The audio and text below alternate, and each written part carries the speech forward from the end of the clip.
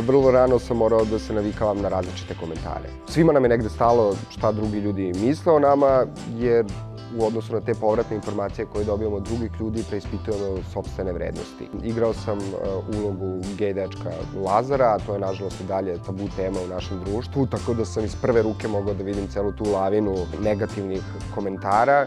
Nemoj da dozvoliš da budeš žrtva mržnje i nemoj da širiš mržnje. Živimo u vremenu društvenih mreža, podela, senzacionalističkih naslova i svakodnevno smo bombardovani raznim informacijama. Sigurna sam da svako od nas zna šta je to govor mržnje i kada bi svako od nas prebacio fokus na ono što je lepo, divno, što nam se dopada, što želimo da pohvalimo, umesto da hejtujemo i osuđujemo, čini mi se da bismo se veoma brzo našli u nekom srećnijem društvu i da bi taj zatvoreni krug bio daleko manji. Tako da je to put u srećnu budućnost, zar ne?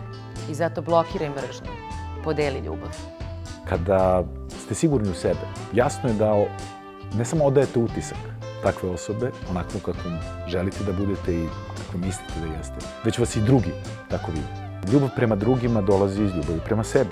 Mržnja ne dolazi iz mržnje prema sebi, već iz nesigurnosti. Moj životni moto je živi i pusti drugi da žive.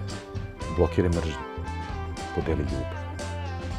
Iako te svi gotive, ja te ne gotivim. Ćorava. Oblačiš se kretenski, meni se ne sviđa kako se oblačiš.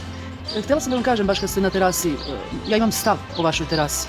Ne sviđa mi se vaša terasa, to cveće je odvratno. Gde nađo ste to cveće? Internet je postao epicentar govora mržnje. Zašto? Sve što smo ikada pisali, postavljali, komentarisali na internetu, ostaje zauvek, kao trag. Koji je tvoj trag? Blokiraj mržnju, podeli ljubav.